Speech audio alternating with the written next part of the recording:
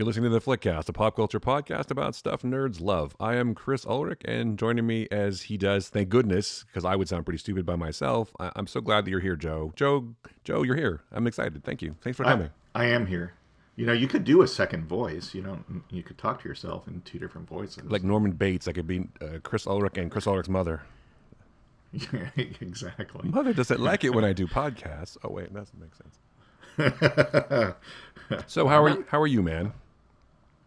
I am doing well. How are you? I'm good. You know, and this is still, I like to talk about the behind the scenes of the show sometimes. I have a piece of paper, an electronic piece of paper in front of me telling me, here's what you should say during the intro. And yet I never, ever follow it for some reason. And which is why it always sounds like I'm making it up at the second that I'm making it up or the second I'm saying it because I'm deviating from the script, which I shouldn't do, clearly.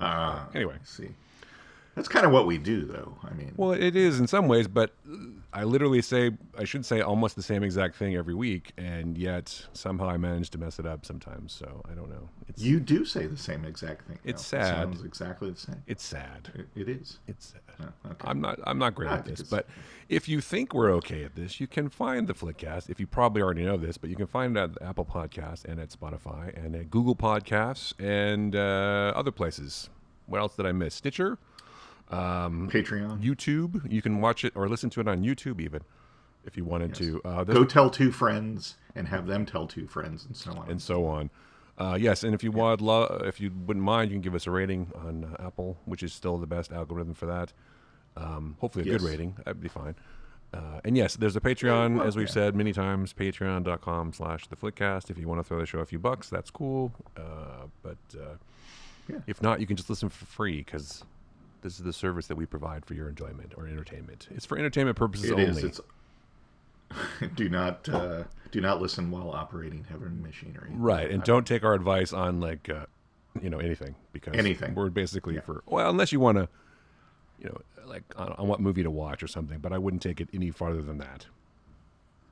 And if the podcast lasts more than 2 hours, consult your physician. Yeah, exactly. So a lot of things happened since last week. There's been a lot of controversy in the entertainment world. There's been some new trailers. There's been another episode of What If, which we're going to talk about today. Oh, yes. Do you want to? Let's start with Eternals, another Eternals trailer, which looks amazing. I'm not going to lie. It looks pretty damn good. So what did you think of it?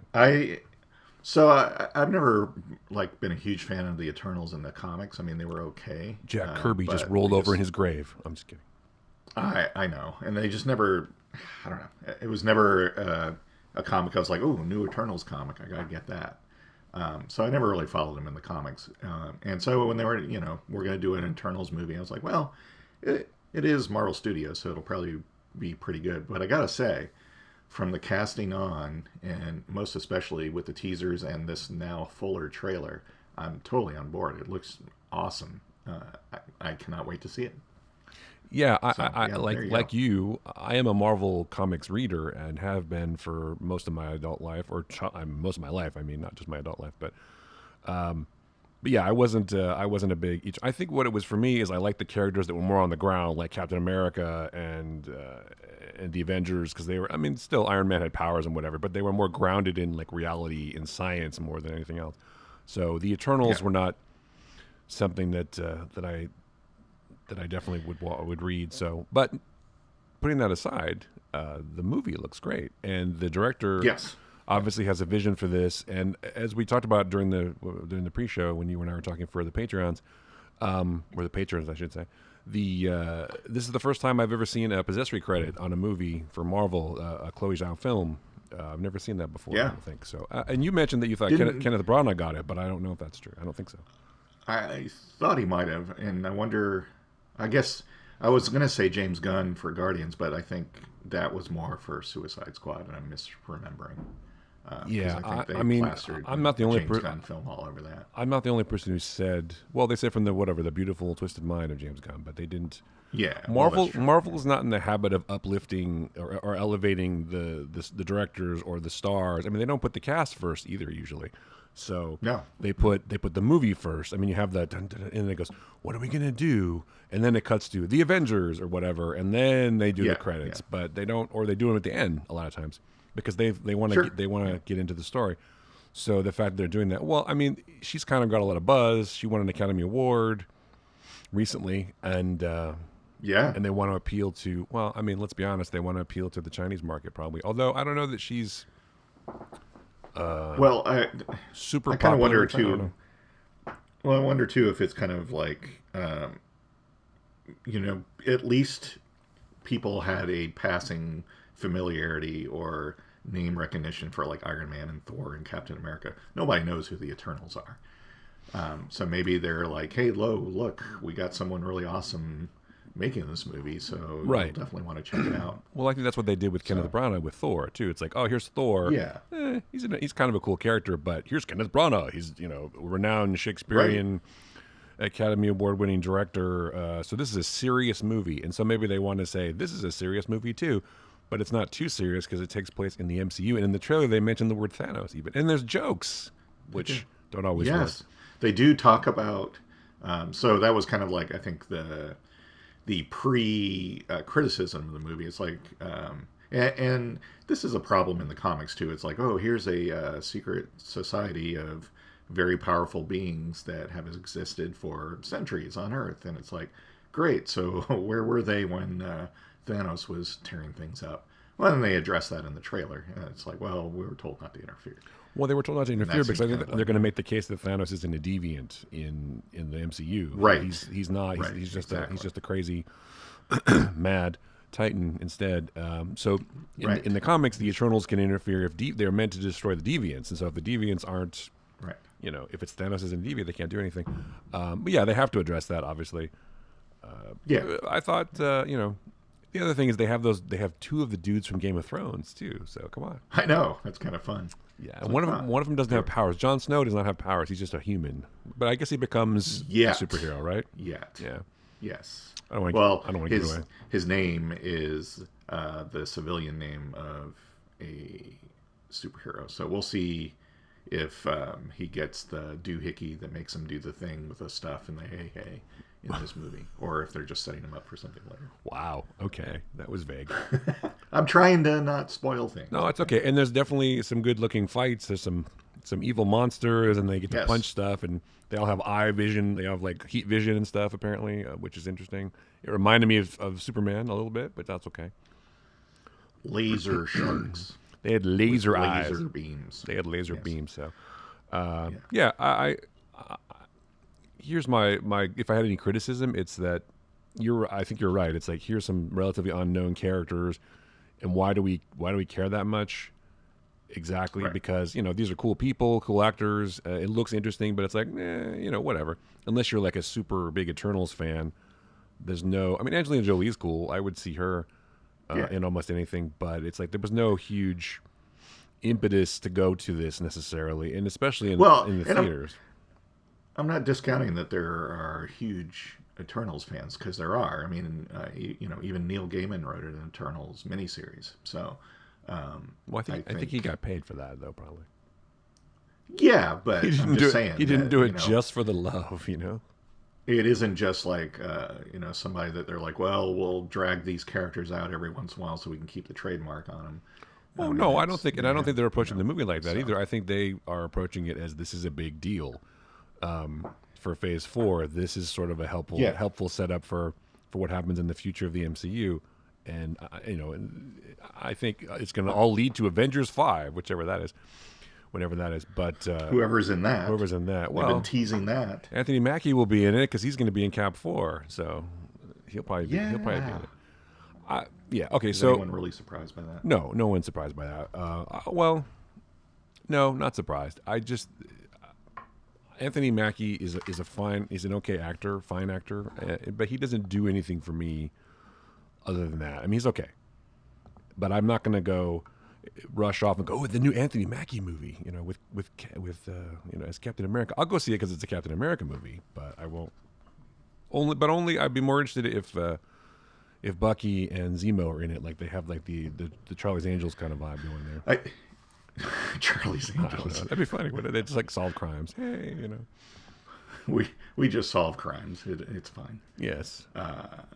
No, that would be. I mean, I would be surprised if they're not, because the guy that was the main writer for Falcon and Winter Soldier is writing the Captain America 4 movie, so it would be surprising if they weren't. I would right, say. and they want to announce Anthony Mackie as Captain America first, and then they'll fill in the blanks later. I mean, this isn't going to come out for 2 years, so it doesn't really matter at this point. But I think if they're smart, which they probably are, they will bring everybody back. Zemo, Bucky, everybody, and I'm sure Sebastian Stan would do it if he doesn't, if he wants to. Why not? Why wouldn't he? They're doing the Wakanda series as well, so the Dora Milaje could absolutely appear. The White Wolf. The White Wolf. Yeah. Yes. So, are we done talking about Eternals, or do you want to say anything else about that? I kind of switched over to Cap 4. I mean, it's not an all Marvel show, although it seems like it always is now. We could talk about DC too. I mean, we talked about Suicide Squad or the Suicide Squad a couple episodes ago. So. Get that right. The Suicide Don't piss off David Ayer. No, I don't want to. He seems like he might want to fight. No, I'm kidding. He seems like he wants his, if he wants his movie out, and I don't blame him. It's like the same thing with Denis Villeneuve. I want my movie in the theater. Yeah, I get it. And it's not just about the money. You want your movie seen in the best possible light. You spend a lot of time and effort. Right. It's it's your baby, etc. But,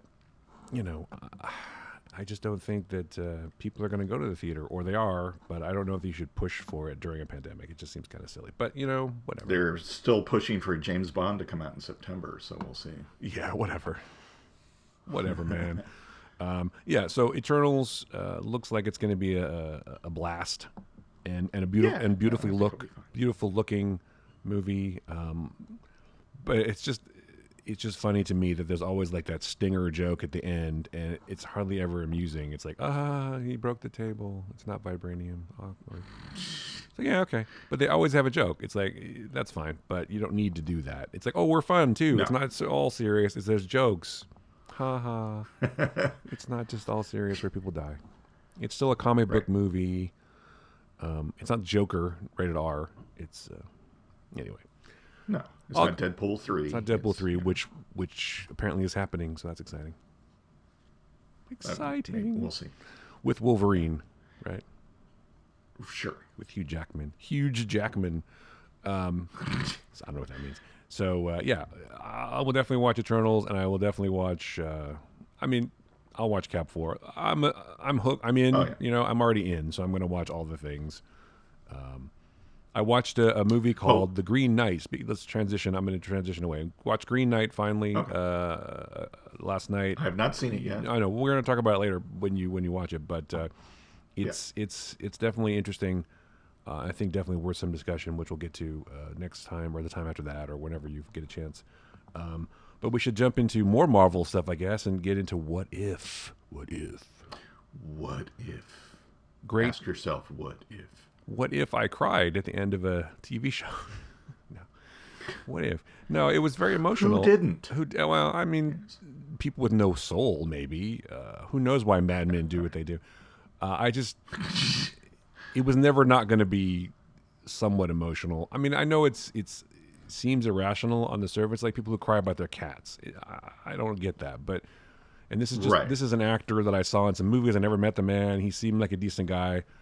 And the fact that it was his last sort of recorded work, and they dedicated the episode to him at the end. If you haven't seen What If, spoilers, by the way, sorry.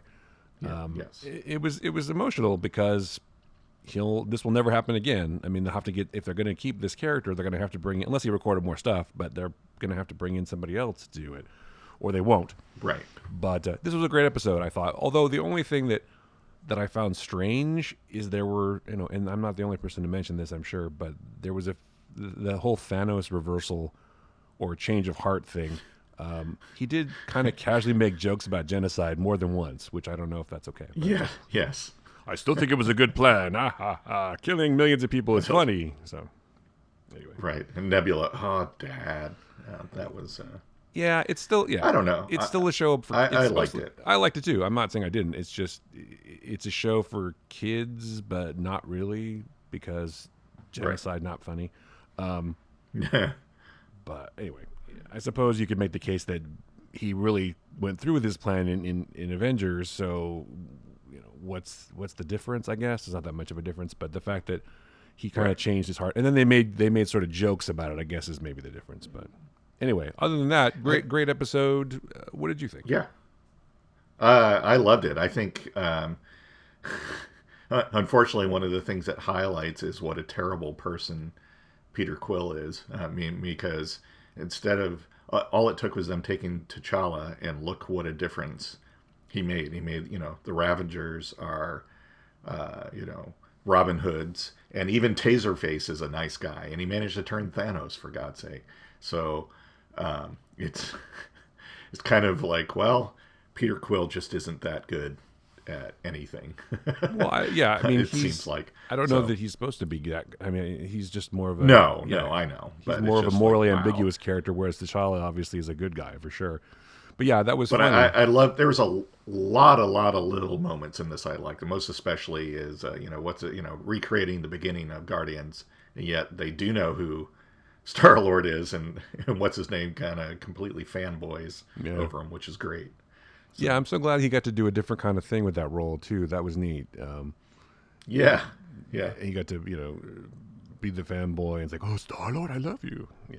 It was pretty cool, and he had some good. I mean, he had some good lines actually. I thought that I always get his name wrong, Demon Hansu, but he's just he was great, and the good comic relief you needed, and Rooker came back, and everybody. I mean, it was just, the whole thing was really, I thought, well done, and also we got to see a new collector though, but a super jacked collector, by the way. I mean, I was like, wow, he's been lifting. He has. He's been lifting things. He's been hitting the gym, and that was a good way to sort of, because it kind of makes sense from a standpoint of continuity with the main timeline, because she was his assistant was already disgruntled in that timeline too. Right. Exactly. I'm sorry, we got Howard the Duck too, which was great. Voiced by Seth Green, of course. I think pretty much everyone except for one of the former Thanos lackeys voiced their I love like roles. You mentioned Taserface. It's nice to see that guy getting more work. I mean, what a great name to Taserface. He's like totally well known. I'm sure Taserface can go to conventions and like get money for signatures now. Good for him. Yeah, I was Taserface. It was yes, I love Taserface. Taserface. No, it was really good. I liked. I thought it was an extremely well done tribute, probably unintentionally, obviously at the time, to Chadwick Boseman, because it showed what a strong-willed and positive, influence that T'Challa has on everybody. And of course, the unfortunate thing is they mentioned that this was going to play into how. They had Black Panther in the sequel to the movie and stuff like that, but unfortunately, we won't get to see that. But I just think it was unintentionally a fantastic tribute to the character and to the actor, especially since he got to voice it. And it was a lovely episode. I liked it. It really was. I got to think that they, a small circle of people knew that this was sort of his last kind of thing. Although, who knows? Maybe he was still keeping it to himself, which you can't blame him for that. But either way, they had to know that something was wrong. I mean, he definitely looked different. So yes, there was like in Hollywood, it's like, oh, he's got some kind of drug problem. Look, he lost all his weight, but no, he was not. That wasn't the problem. But that was kind of the thing with some of the pictures he posted on Instagram. People are like, oh, does Chadwick Boseman have a drug problem? What's going on? Yeah, exactly. So no, if only it was that simple. Unfortunately, it was not. But it was a fitting tribute, and maybe this was their idea of the send off for the character. He becomes a Star-Lord and whatever, and then he doesn't have to. He does go back to Wakanda, I guess, in the end of this episode. So I don't know. I mean, if you. But again, it was another episode that I'm like, I want to see more in that. Well, you might, but the problem is it won't be Chadwick Boseman unless he recorded more stuff. I mean, I thought his character was supposed to appear more than once, like Peggy Carter. There's some sort of tie-in together, like you thought maybe there was like a tie-in together towards the end, but. I don't know, I don't know when this show was produced. It could have been, 2 years ago, for all we know. It could have been during in Avengers Endgame. It could have been right after that. It could have been a lot of things. So, although Disney Plus didn't exist then, so I don't know when they decided to do it. But there was a lot of great things to like to in this episode, and it's funny that Howard the Duck was in it. I wonder if he's going to appear again in something else. That would be great. Are they going to redo the Howard the Duck movie? Because I would totally watch that. I would watch a new one, but only if they have Leah Thompson involved. Exactly. I think she was talking about, she approached Marvel about wanting to do a Howard the Duck movie, but her directing, which would be great.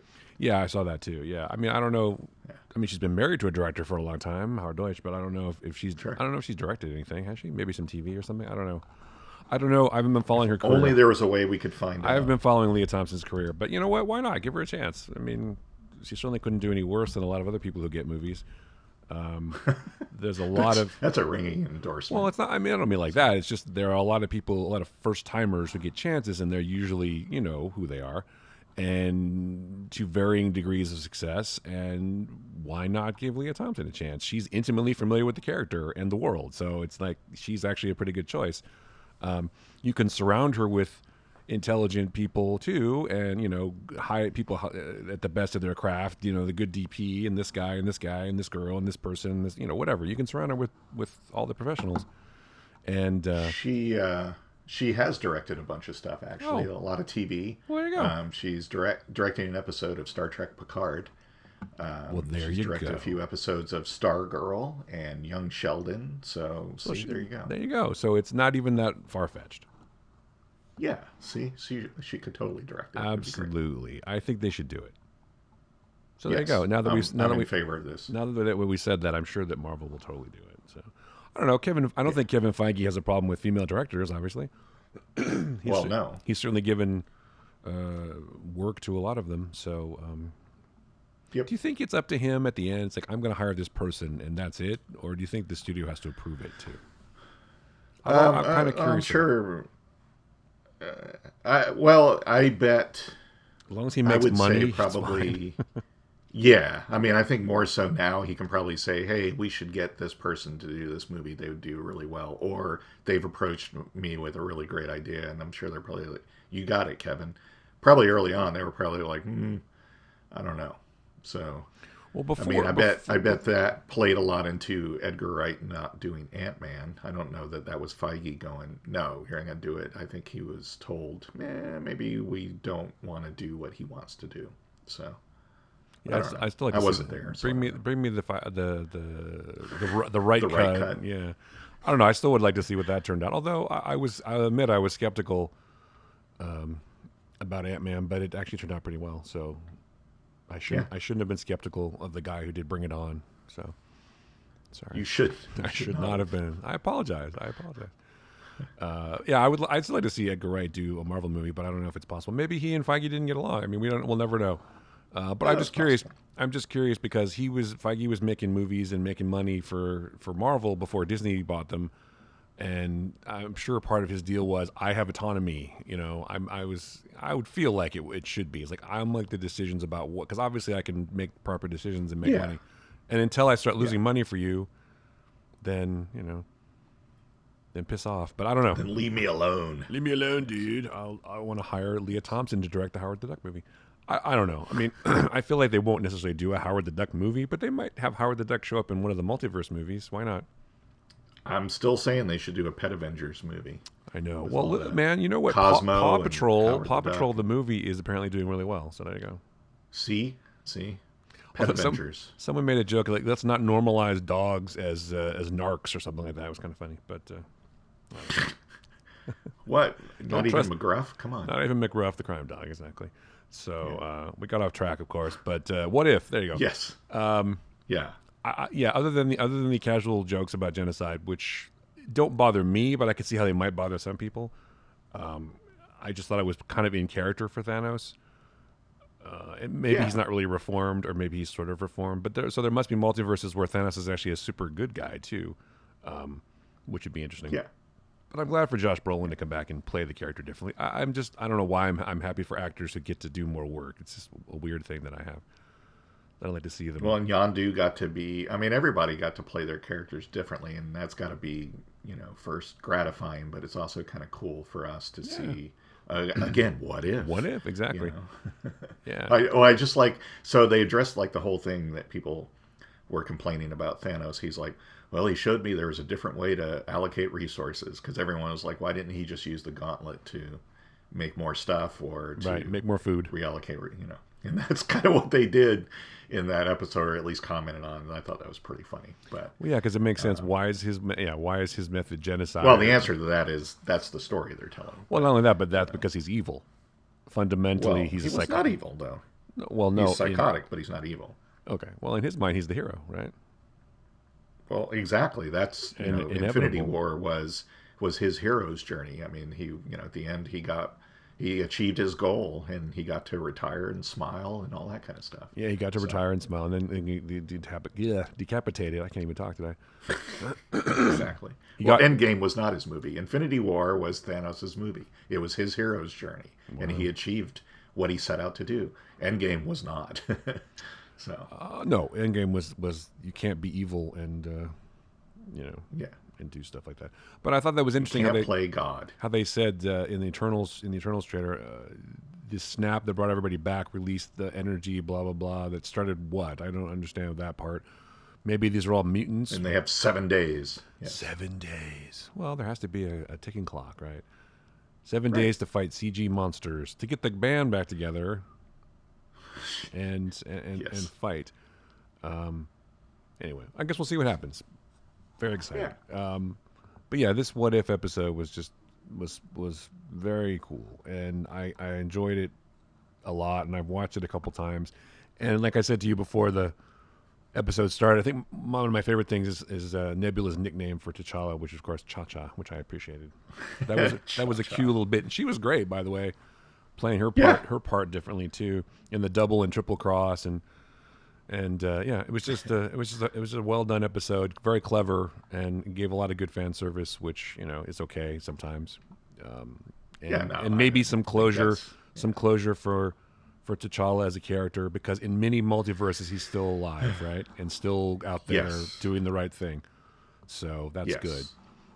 Now he's that character is on his still in our memories or whatever.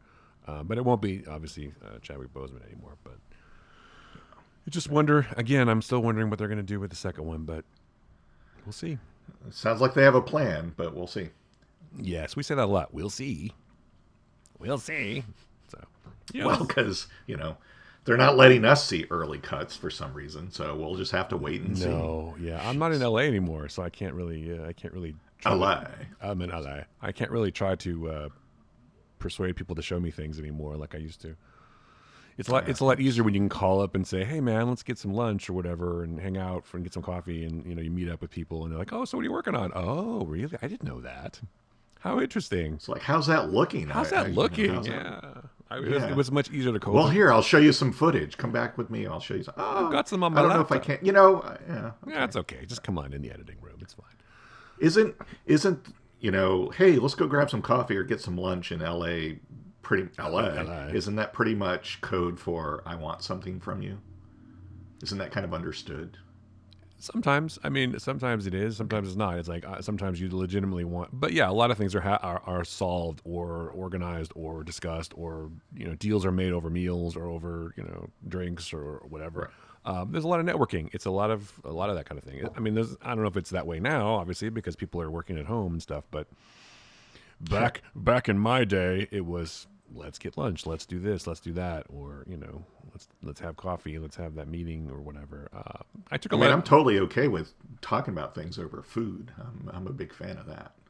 Yeah, but the funny thing is when you're actually trying to, I mean, at least for me, when I was trying to pitch stuff or whatever, it's like I'm not hungry. And especially when you're talking a lot, you don't want food in your mouth. So I ended up not eating a lot of lunches. Yeah. But when you're kind of like focused on what you're doing, a little stressed and all that kind of stuff. That too. But it's like you don't want to be talking and expressing a really exciting plot point, and like food flies out of your mouth and lands in someone's face or something. I'm sorry, did I get you? You're not going to recover from that probably. So. Like I was going to. That's all they'll remember from the pitch. I was going to write you a check, but now I'm not. Now you're dead to me, and you'll never work in this town again. That's right. And I never did. So there you go. That's life. Were you ever threatened with that? No. That you'll never work in this town again? No, that doesn't happen. I don't know if that ever happened to anybody. Maybe it happened once, but I think it was more like, if you don't blow me, you'll never work in this town again. and no one ever wanted me to blow them. So, fortunately, there you go.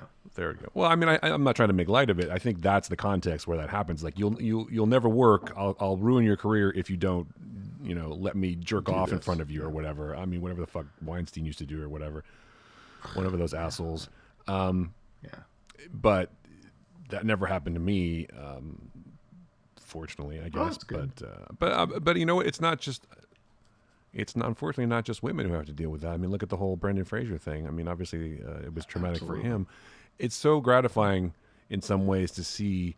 Like, I'm happy for him, because the few times that I met him and interviewed him and stuff back in the day, he was always like, well, I don't want to say this, but he was always kind of like seemed down.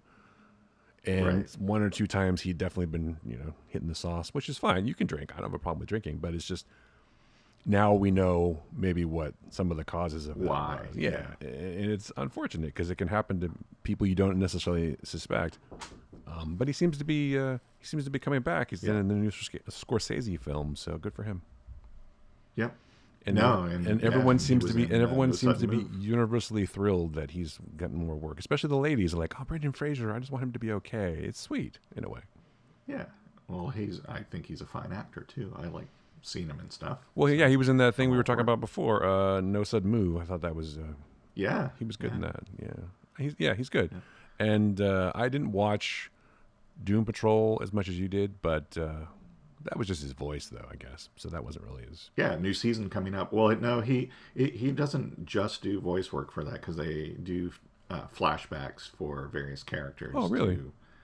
Other times, and so it's not like frequent, but he does play the human version of Robot Man. Right, but he's not in the Robot Man suit. That's what I'm saying. No. Okay. But no, of course there's flashbacks. I mean, there's flashbacks for the guy who's wrapped in whatever too, Mr. Whatever. Yeah. That was Matt Bomer, right? Matt Bomer. Yeah. I'm like, that guy was. But he's not in the. He doesn't play him on set in the raps and stuff. Well, that guy was the lead of a TV series, and now he's like. Yeah. Whatever, but whatever. I mean, you got to work, right? So I have no. Work is work. Just ask Michael Caine. Doesn't turn down anything. Sir Michael Caine, yeah. Yes. Good for him. He's like 80 now or something. Anyway. See, there you go. You could do a movie with Michael Caine and Johnny Depp. I bet you could do that right now. Dude, they could play like father and son. See? Michael Caine is his alcoholic father who I don't know. It's just right. I can think of all the cliches and just throw them in there. And Michael Caine is his alcoholic father, and Johnny Depp plays someone who's so maligned to the point where he's deciding he's going to become an alcoholic, but he won't do it because his dad is one. But then they finally have a conversation, and he realizes the good of alcohol and becomes an alcoholic. Right. It's like that. That's the wrong movie to make. Yeah, that's not the right movie. That's not the message you want to send. What was that movie? Oh God, I can't remember anyway. There was one like Lars von Trier maybe did it or whatever, but it's Another Round. Did you see that? Where they try to do. Hold on, I gotta look it up now. And I'll forget Mads Mikkelsen is in it, right? Hold on. Yeah. I gotta look it up. Yeah, Another Round. Yeah, but it wasn't Lars von Trier. It was Thomas Vinterberg. Sorry, Thomas. Okay. But yeah, basically the premise of that is they decide to all like these four friends who are having trouble in their lives. They decided to be drunk all the time.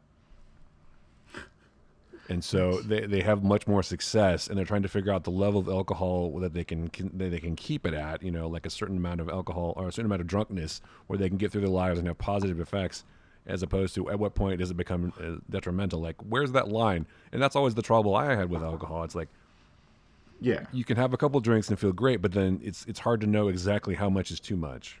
So. Exactly. It can go awry quickly, unfortunately. So it's a movie about responsibly drinking. Right. It's a movie about responsibly drinking, and the theory that you can be drunk all the time, and it actually increases your performance and your social abilities and whatever, not decrease them. And at what point does it become a problem? So yeah, it's a pretty funny movie actually. I enjoyed it. If you haven't seen it. if you like Thomas Vinterberg and Mads Mikkelsen, because who doesn't like Mads Mikkelsen? But hopefully he'll come But back. hey, we should talk about a book that we both like. Oh, no one That has I time. No finally one has read. time to read, Joe. Come on. I didn't, but I do now, and I'm enjoying it. So I did this. I I've did the audio version, relearned. audiobook version of this book we're going to talk about. But you did the actual reading version, right? Who does the audio narration? I don't know. Will Wheaton did the other version. Okay, well, let's say what book we're talking about first. Right. Which book are we talking Project Hail Mary. Okay. Project Hail Mary. Fantastic book by Andy Weir. Yeah, Will Wheaton did the Martian reading. Yes. But I don't remember who the person is that did the Project Hail Mary audiobook. I'm going to look it up, though, because it was really good, and I thought that I would remember, but now I don't. Ray Porter is the guy who does Ray Porter. Project Hail Mary. Wow. Ray Porter is an interesting-looking dude. Anyway, yes, he does a really good job. I enjoyed this book very much. I thought it was, I don't want to say better than The Martian, but I kind of, although my view of The Martian was tainted by the fact that or not tainted, but influenced by the fact that I saw the movie first and then I read the book. So I was like, oh, I already know the story and everything, but that's why I went to the audiobook for The Martian, because I wanted to hear Will Wheaton perform it. And there's things in that which are not in the movie, obviously. So it enhanced the experience, I think. But this I went into from just an audiobook standpoint, because I like to have people read to me at night. I'm like a little baby. And I really enjoyed it. Also, I was listening to this, as I mentioned, I think before, I was listening to it when I was on my road trip, and so that was fun. But I like the fact how Andy Weir sort of blends in the hard science and the math, but makes it interesting, because that stuff can be boring. I've done the math, and it checks out. I've done the math. The physics are right here. No one except people who lived in L.A. Like 20 years ago will get that joke of the physics are right here and slapping the laptop. Because anyway, it doesn't matter. Like 2 people will get that. Sorry. But if you were there, man, you will know what I'm talking about at the ArcLight. Anyway, yeah, I love this book a lot. I thought it was really good, and I can't wait for the movie. So, yeah, I'm excited that they're going to do a movie. But yeah, no, I really, really love the book.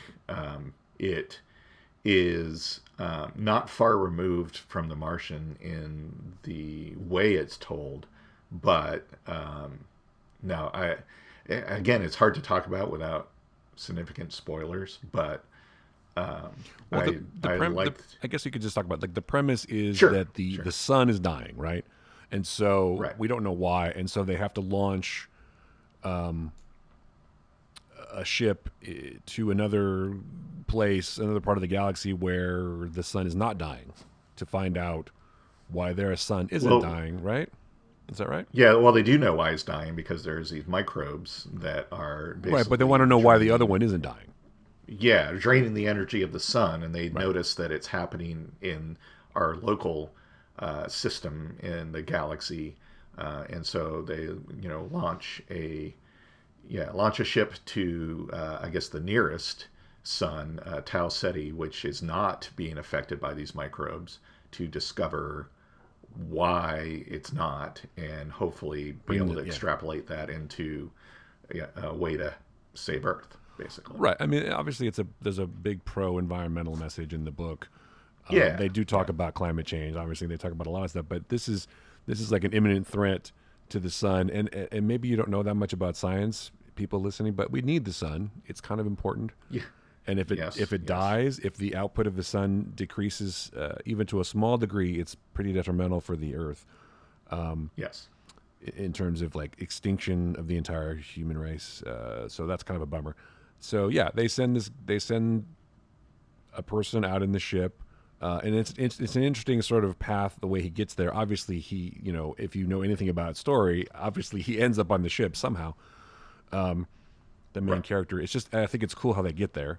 And so I just I really enjoyed it, and I like the science part of it. I like the fact that the other things that happen later are not as expected necessarily, and he goes to great lengths to sort of explain how that could happen.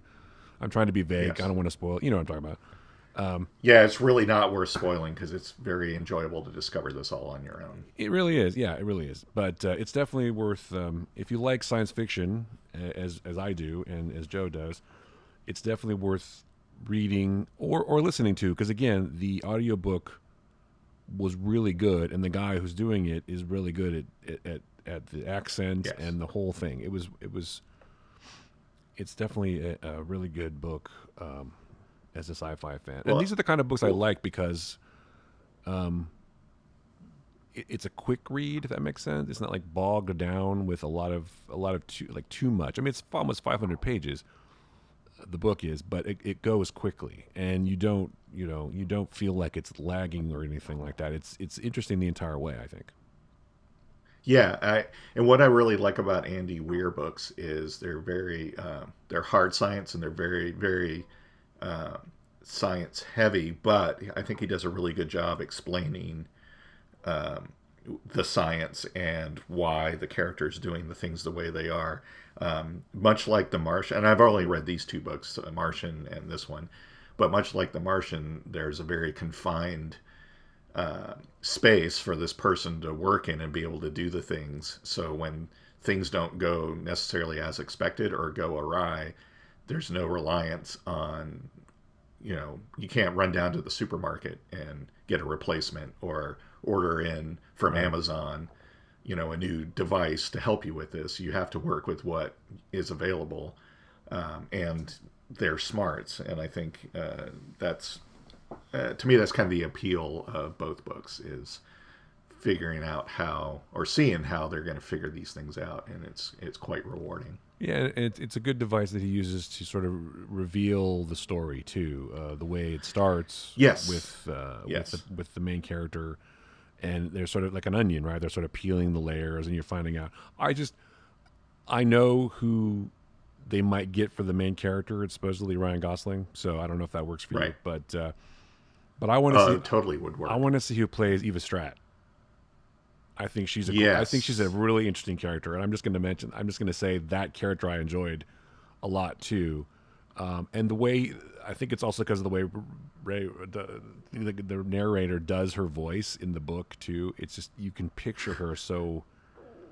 Again, that's Ray Porter. You can picture her really well. I don't know who it would be exactly, but she is great as a character, and so I'm curious who that's going to be in the movie, but. I hope it'll be somebody cool. I don't know. The other aspect I liked of it was it did not end the way I thought it was going to end, but it ended in a very cool way. I was like, oh, okay, that's interesting. So yes. That was kind of fun. It was interesting. It was. So, yeah. So if you like sci-fi books, as many people do, here's another question. This is a book you should read. This is a book you should read for sure. If you like The Martian, you should definitely read it. I didn't read Artemis, though. Did you?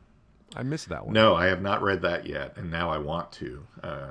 I think that one is a little different from what I understand, but we'll see. I definitely want to read it, though. I like his books. So. Well, I wonder if he did The Martian and then he did Artemis, and it was like different from The Martian, and people were like, yeah, could you do more stuff like The Martian, because that really did well. Can you do that thing you did? Yeah, do that again. It could be. And so now it's like, I could do this story, which is almost the same. I do like, after The Martian, especially the book, and from what I understand, Artemis as well, relying quite a bit on swear words, that there were very few of them in Project Hail Mary. In fact, the main character does a lot of gosh darn and heck and stuff. I don't know. I found that amusing. I wonder if that was a reaction to the cursing, but also because in the movie, right, they could only have so many fucks, basically. Right. And so I wonder if I thought that was sort of a reaction to that, because the way they got around that in the Martian movie, I thought was pretty clever. Yeah. So I wondered if that was a thing. But yeah, I mean, everyone doesn't swear. I mean, everyone doesn't curse. He's a good Southern boy, right? He doesn't curse. Exactly. Yes. And he's also, I don't think it's a spoiler to say he's a school teacher in the movie. Right. So it's like, school teachers don't swear, in front of kids. Yeah. So it made sense. But yeah, again, it's a really interesting way to unfold a story. And the characters are interesting, and it doesn't go in the direction that you necessarily think it will, although it kind of does in a way, but it's okay, because I'm along for the ride, and I thought it was well done how they told the story, or how Andy Weir told the story. Yes. So I didn't mind that it was not predictable, but somewhat predictable. Yeah, I agree.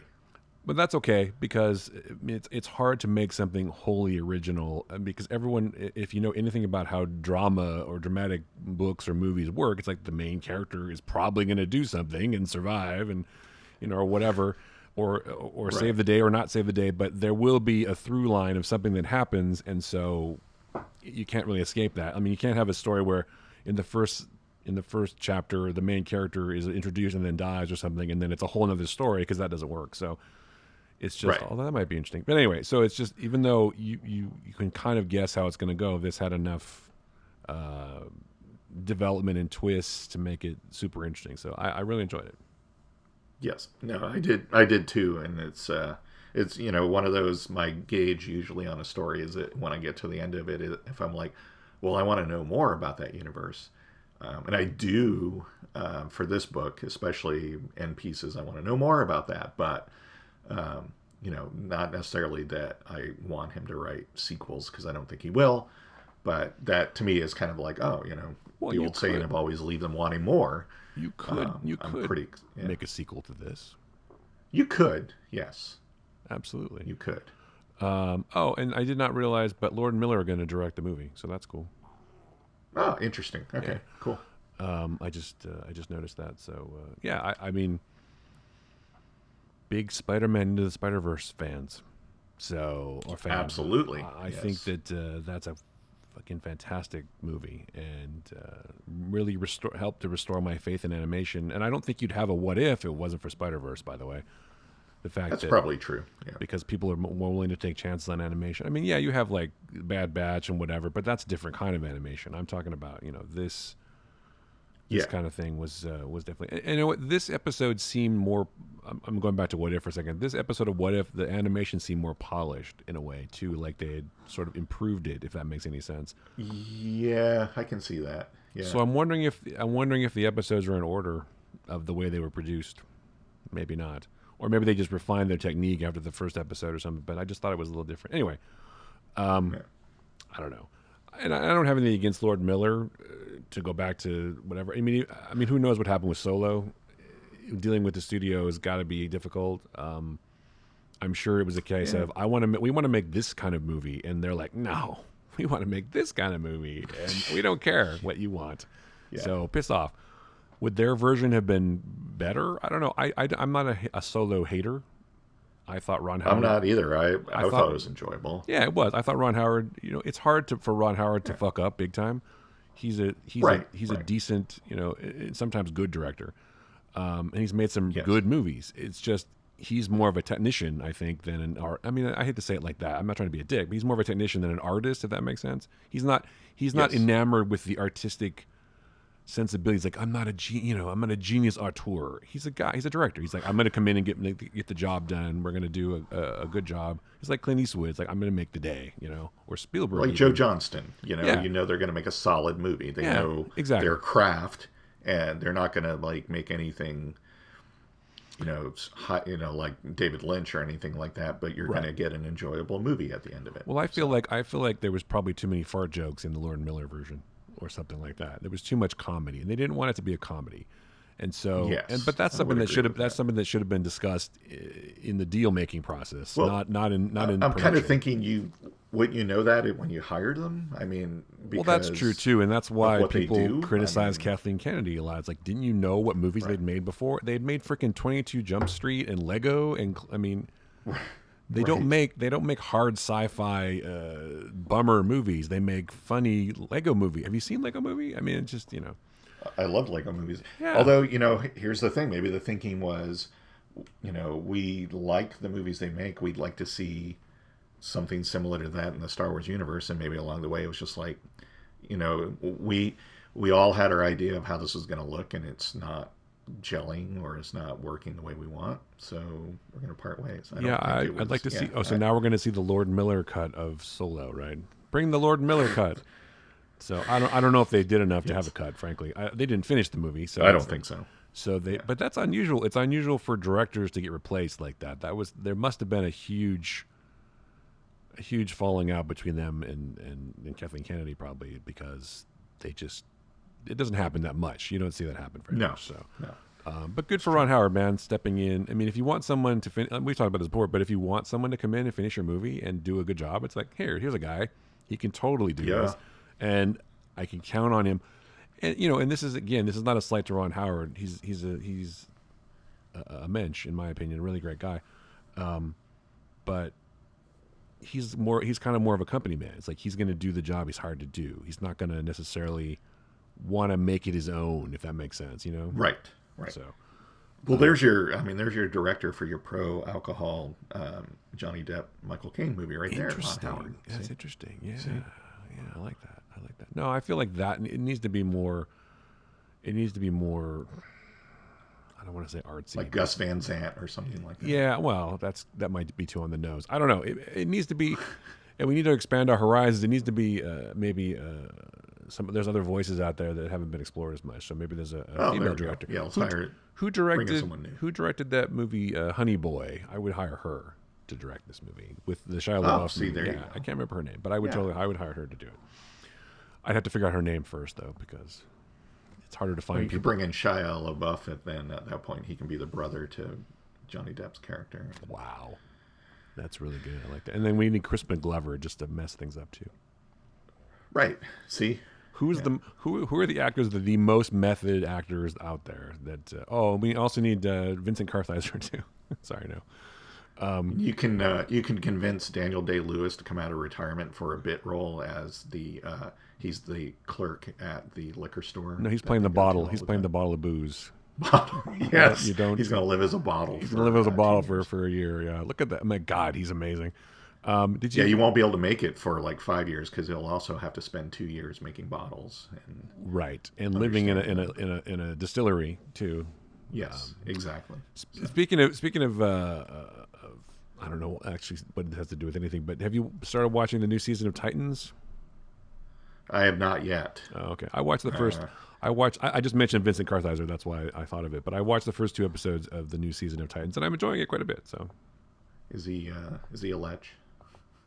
Well, he plays Scarecrow, so I don't. He's only been in one scene, but I think it's funny, and I don't know if this is just because of the trend now, but Scarecrow as a character, and I don't think this isn't a spoiler, but Dick visits him in Arkham, and the first thing that Scarecrow says, Dr. Crane, he's like, "Weed, did you bring me any weed?" I'm like, wow, okay, and he does, That's pretty great. And Dick brings him weed. And he rolls a big fatty right in front of him, and then he's like, "Do you have a light?" And of course, he can't smoke it on TV, right? So, or he can't. I mean, it's HBO. He should be able to just light up and fucking burn away, but he doesn't. And so Dick's like, "I don't have any matches, or I don't have a lighter." And so he's like, "Fine." He sticks it behind his ear. But it's just like funny how he talks about weed. He's like rattling off some strains, like, "I'll take this or whatever. If you have any vanilla milkshake or whatever." I don't even remember what he said. But I'm like, how did that become a thing? I mean, obviously it's in the consciousness now, because it's legal in Canada, and it's been legal in Canada for a while. So, and they film Titans in Canada, but it's just funny how, because Dr. Crane likes his whatever. But that'll be like for the next generation or so, prison scenes, instead of like trading and buying cigarettes, they're trading and buying weed. Yeah. Well, apparently prisoners aren't allowed to have weed, I guess, in prison. But I see. Well, maybe that'll change because it's better for you than it is. Cigarettes. But I just thought that was funny because it's appearing in more and more shows now, and it's like because it's in the mainstream and it's more acceptable now. Cigarettes used to be all the characters smoke cigarettes. If you just want to watch Mad Men, you can see that. But it's going to be smoking weed. I could be smoking weed, yeah. I mean, there was a couple of times in Mad Men where people smoked weed, like in the art department, because those art department guys are total stoners. Of course. But I would like to see a show where Fraser Crane and Dr. Jonathan Crane work together. He's a long lost Crane brother. The long lost Crane, the third Crane brother. Yeah, exactly. Yes. On the Frasier reunion, they should bring in Dr. Crane, Scarecrow. I think that'd be. I'd watch that episode of Frasier easily. I would totally watch that because Niles and Frasier and Jonathan, and there you go. They're all living together because they have to have the third character because the actor who played the dad is dead. Away. Right? Yeah, he passed away. So then Dr. Crane comes in from Gotham. I just came in from Gotham, and boy, oh my arm's tired. No, he just comes in, and he's going to live with them now. Their estranged older brother or the younger brother or whatever, who's also a psychopathic killer. Well, and that's like the only way he can get released from Arkham is if family agrees to take him in and take responsibility for him. So it'll be about it starts out as a scam, but then he realizes later seasons that he's been missing family and he loves his family. Right, that's the problem. He hasn't had a family life, and then that's why he stops murdering people because. Yes, and then occasionally he slips up and murders someone, and that's like occasionally, and it's like, well, that was just a politician, so it doesn't matter. All kinds of jokes. Right. Well, the jokes write themselves. They really do. And then he falls in love with Roz. Well, I guess Roz is probably too old for him. But I'm just talking about old Frasier episodes now. But there's there's like Roz has got a daughter. I don't know I don't even know how old. And you can bring back Cillian Murphy to play. Roz has got a daughter and she refuses, an adult daughter, right. And her and the daughter and Crane, Jonathan Crane, are dating, but trying to keep it secret. And, right. There's always the antic episodes where they go to great lengths to keep it secret, even though Roz knows, right? And then she's like, if you would have just come to me and talked to me, I would have told you that I'm proud of you no matter what you do, and that kind of stuff. Exactly. It'd be great. Right. See, the show writes itself. It does. And then there can be a scene where she says, "You're not my dad," and then storm off. And then he's like and then he sprays her with his chemicals, and she's like, "Oh, Dad." Yes. That's not weird. Yes. Okay, so that was a tangent. I loved it, but it was a tangent. So, it's my fault because I would like to see that, but it's my fault for just saying anything. So yes. What else? That was all we wanted to cover, right? I think we covered everything. I think we've talked about it all. I think that's a good episode. What if we talked about everything? What if? Yes. Okay, so find the Flickcast at the Apple Podcast, at Spotify, at Stitcher, at Google Podcasts, and many, many other places out there. And you can find us on the socials at the Flickcast, and of course, Joe is at What Joe Writes. I am at Chris U, and you can find us on Patreon, patreon.com/theflickcast. If you want to support the show. Wrapping up the show is always hard. I don't know why. I know, it's so weird, but hey, you know what? We appreciate your support. Definitely give us the love on the Apple Podcast, because that seems to carry the most weight in whatever it is that looks at things like that. So please say what you want about us there. And I mean, something nice, of course, Patreon, not terrible. Yeah, sure. Patreon, that supports equipment and keeping the lights on, as they say. We don't make any money off of that. So please support us. We appreciate it. Yes, we really do appreciate the support. Thank you so much. So that's it for now. For Joe Dilworth, I'm Chris Elrick. That was the Flickcast. Thanks so much for listening.